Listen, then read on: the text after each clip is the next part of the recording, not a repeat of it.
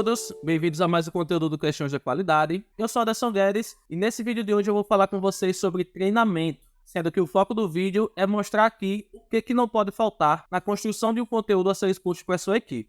Colocando de maneira prática, imagine que você vai dar um treinamento para a sua equipe, você não tem aí muita expertise com esse processo, mas você quer fazer ele de uma forma legal. E aí a primeira pergunta que você faz é, o que eu tenho que levar em conta quando eu estiver construindo o conteúdo que eu vou expor para a minha equipe? Esse é o foco do vídeo e é com essa questão que eu vou te ajudar hoje, beleza?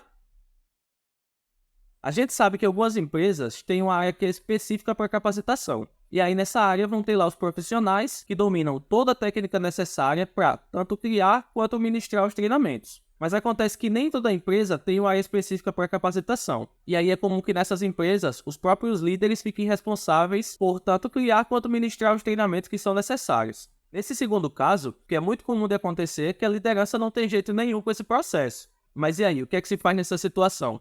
Deixando de lado os cenários ideais, o que pode acontecer é que não vai ter muito jeito. A liderança vai ter que aplicar esse treinamento. E aí, nesse caso, o que acontece muitas vezes é que o treinamento acaba se tornando um fiasco. O planejamento em si acaba deixando de lado algumas coisas que são importantes de se ter. A equipe não se engajar, não demonstrar muito interesse pelo que está sendo mostrado ali. A coisa acabar ficando monótona e aí já se viu. Desastre.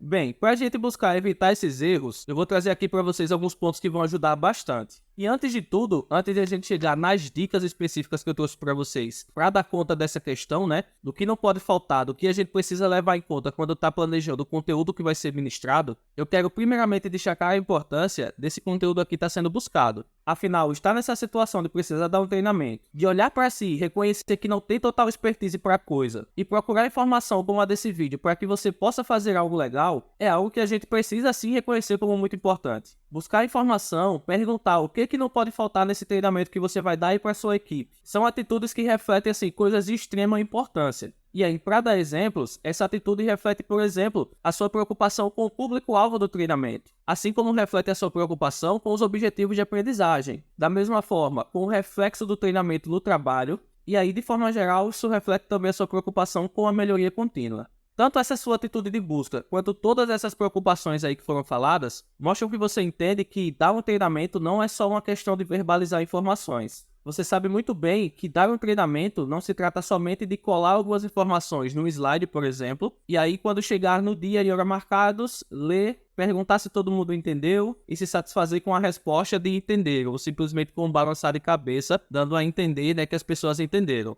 Salvo exceções, nessa situação aí, e considerando que o treinamento não foi bem planejado, que as pessoas não se engajaram, que a coisa como um todo foi monótona, as pessoas vão dizer que entenderam somente para que aquela situação ali, que para elas não foi positiva, que para elas não teve um significado, acabe o quanto antes. Ou seja, elas só vão confirmar que entenderam para que você acabe aquilo dali o mais rápido possível. Então, para você ter mais sucesso aí com o seu treinamento, eu vou te dar 3 dicas bem legais sobre questões que você não pode esquecer quando estiver planejando aí o conteúdo do seu treinamento. Bora lá? A primeira dica é a dica a respeito de acessibilidade. E conforme eu coloquei aí, essa questão de acessibilidade trata-se de tornar o treinamento acessível a todos, considerando diferentes estilos de aprendizado e acomodando necessidades especiais, se aplicável. Se você vai dar um treinamento para pessoas com necessidades especiais, você tem que dar condições dessas pessoas conseguirem ter acesso ao conteúdo e assimilar para depois elas colocarem em prática. Isso é básico e é tão óbvio que qualquer pessoa pode chegar a essa conclusão quando estiver fazendo o seu planejamento. Mas nem sempre esse ponto é tão óbvio. Se a gente for analisar ele ao pé da letra, até o tamanho da fonte que a gente usa em um slide, por exemplo, pode ser um ponto que não atenda a essa questão da acessibilidade. Agora, quanto aos diferentes estilos de aprendizagem, que foi um ponto também falado aí, pegue essas dicas para você atender a eles. Primeira delas, explique o conteúdo de maneira didática. Isso contempla a quem aprende de maneira auditiva. Insira imagens, gráficos, mapas mentais e diagramas para quem aprende de maneira visual. E inclua também atividades práticas, simulações, exercícios práticos para aqueles que aprendem de maneira prática, ou seja, aqueles que a gente chama de sinestésicos. Fazendo isso, você vai dar condições de praticamente todo o seu público assimilar o conteúdo. Se eles não prestarem atenção, se eles não se engajarem, aí é uma coisa totalmente diferente. Mas, atendendo a necessidades especiais, atendendo aos diferentes estilos de aprendizagem, você dá condições de realmente todo o público ter acesso ao conteúdo, assimilar e posteriormente pôr em prática. Para a gente fechar esse ponto, basicamente a acessibilidade é isso. criar condições para que todo o seu público possa aprender de acordo com seu estilo de aprendizagem predominante.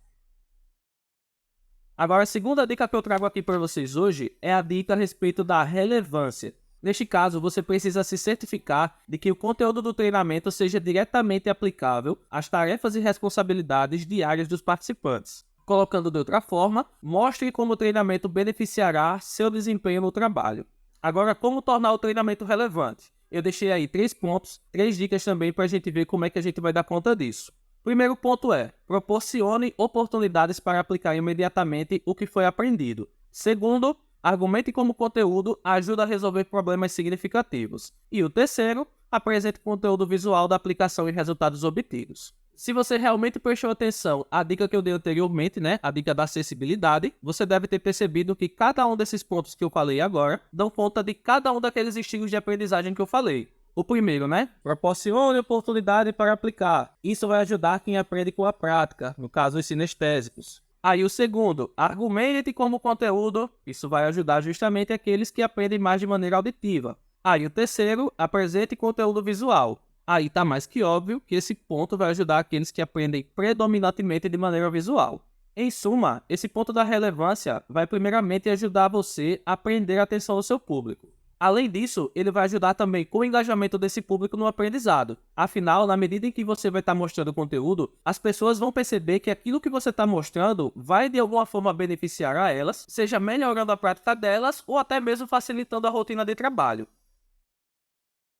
Partindo agora para a nossa terceira dica de hoje, que inclusive é a última, a gente vai ver agora a questão da personalização. E nesse ponto da personalização, a ideia é reconhecer que os membros da equipe operacional podem ter diferentes níveis de experiência e habilidades. Aí, nesse caso, adapte o treinamento para atender às necessidades individuais, se possível. Se, por exemplo, você tem uma sala com pessoas de 3 anos de empresa e outras com 3 meses de empresa, já não tem como considerar que o público que você está dando treinamento é um público homogêneo. Aqui eu não vou nem entrar em outras questões específicas a respeito de diversidade, que também tocam nesse ponto, de o público ser homogêneo ou heterogêneo. Somente esse ponto relacionado aos diferentes níveis de experiência e habilidades é suficiente para a gente chegar à conclusão de que a personalização é necessária. Basicamente, personalizar é adequar. E aí a dica que eu deixo é, faça isso quando necessário. Certamente assim, a possibilidade de você ter sucesso é muito maior do que a situação onde você cria um conteúdo, onde você cria um treinamento como um todo, que desconsidera questões a respeito da diversidade do público que você vai encontrar na sala de treinamento.